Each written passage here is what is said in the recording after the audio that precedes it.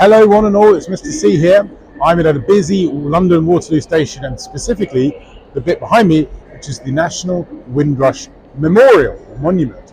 This is actually a relatively new monument. It was built was unveiled just last summer, June 2022, to the Windrush generation.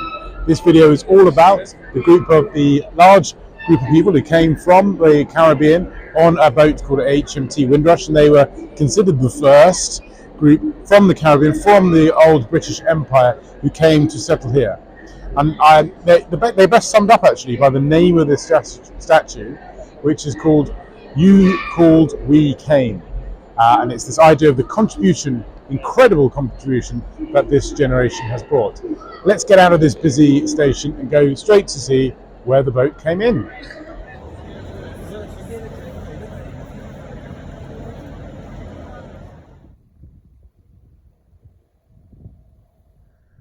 Behind me is the old international ferry terminal here at Tilbury Docks, way out on the River Thames. I'm slightly fenced in here. I can't quite get as close to the River Thames as I'd like to. Even cars can get ahead of me here, but there is the River Thames at Tilbury, way out in Essex, several miles from the centre of London. But it's here I want to focus in on the international ferry terminal, because on the 23rd of June 1948, a very significant famous boat landed here, just on the gangway behind me here. That was the HMT Empire Windrush. It came from the Caribbean, and it was carrying with them on it 1,024 people who had come from the Caribbean, almost half specifically from the island of Jamaica, but also from St. Lucia, Trinidad, and Guyana. They had come on the premise and indeed the promise of employment. The new Immigration Act that came in 1948 said, please come and help Britain. We need workers. We need people to build up our economy after the dreadful Second World War. We need people to be in our NHS. We need people to be our train drivers. We need people to just be extraordinarily industrious and help us go forward. Many of the people of the Caribbean held this call and listened to it, and indeed they had served in the British Army or the British military in the Second World War. But significantly, they arrived here, and indeed they would have gone up these gangplanks and various things here that still exist, and indeed there is still one today that we can go up. So let's have a look.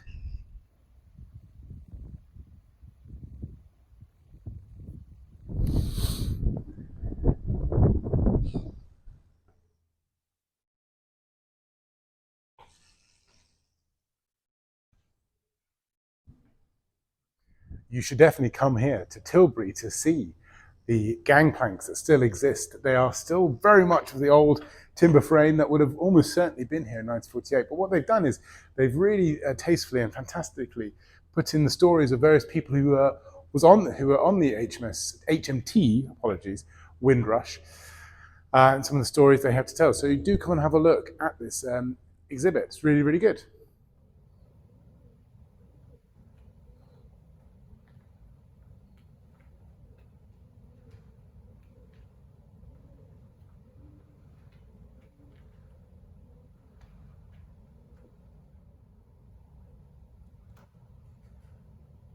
And actually here is where they would have first crossed onto British soil through the processing. I think there would have been a wall along here as we go on. Let's see how far I can get into the old international. Oh, not very far at all. You can see it's completely blocked off behind me, but the old terminal's there, and there is the Thames. And this is where many of those people who come from the Caribbean would have gone through immigration process here and started their life in the United Kingdom.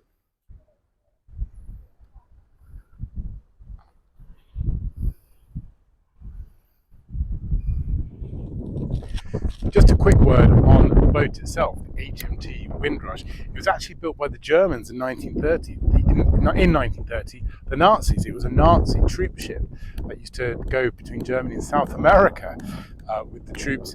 It was then taken by the British after the victory in the Second World War and used to transport people. And of course, when the call went out in the Immigration Act saying we need workers to come and help us, it went to the Caribbean, picked up those 1,000 very keen and dedicated workers. Interestingly, that was 1948. With 1953, it played a part in the Queen's coronation as a flotilla down the Thames, and then 1 year later, it went to go and help troops in the Korean War. And unfortunately, it caught fire and sunk on the bottom of the Mediterranean. But its name definitely still lives on in the story of the Windrush, the Windrush generation.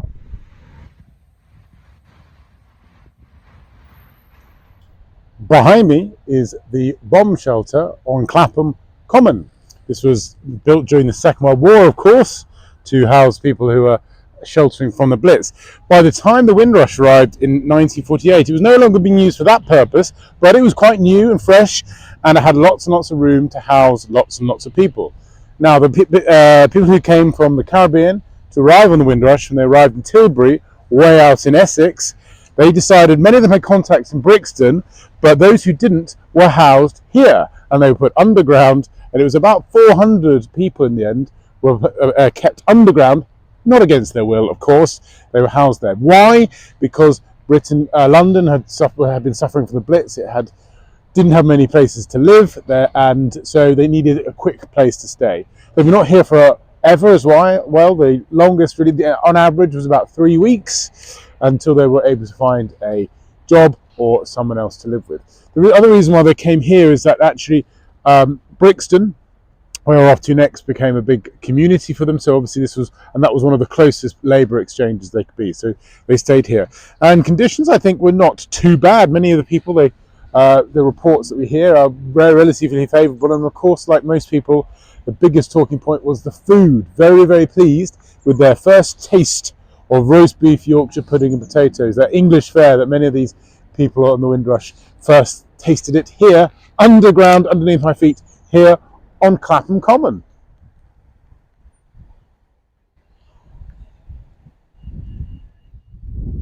Many of the arrivals on the Windrush came looking for jobs and for employment here, and indeed they were asked to come along here, and they found employment in various different forms, many in industry, working in factories, some of course on the London transport network, tube drivers, bus drivers, etc. But large amounts of them found work in the newly formed National Health Service. They found jobs as nurses or as porters or working in the ambulance system, whatever the case. Now, the National Health Service had just been created after the Second World War by the new British Labour Party, the Clement Attlee's government, Aneurin Bevan. He created the NHS. And I brought you here to this rather dystopian, Stalinist-looking hospital, St Helier Hospital down in South London. And of course, many of the Windrush immigrants came and lived in South London, in Brixton, so they would have probably worked in these areas. And this was built around that time, the development of it. Indeed, in 1943, the future Prime Minister John Major was born here.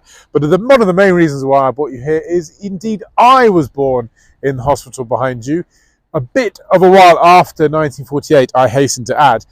However, I think we should all owe a good bit of thanks to the Windrush generation, who really were the lifeblood of the NHS, and they really kept it going, and it's something that still exists today. So thank you very much.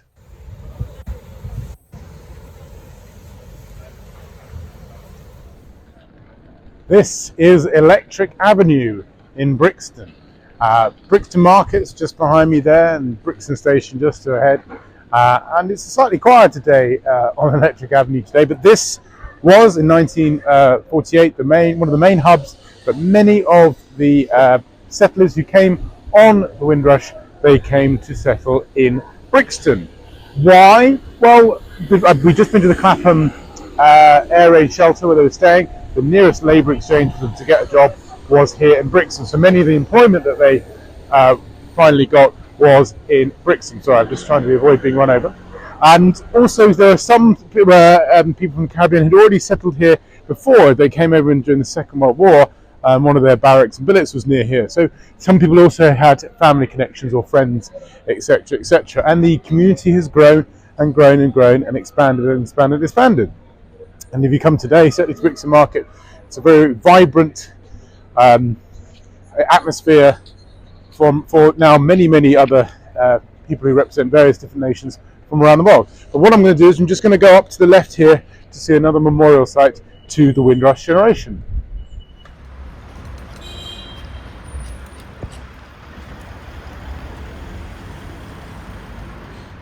This is Windrush Square in the centre of Brixton, a large pedestrianised area. It was renamed that in 1998, and actually just behind me you can see this wonderful, beautiful, standing proud London plane tree known locally as the Windrush tree.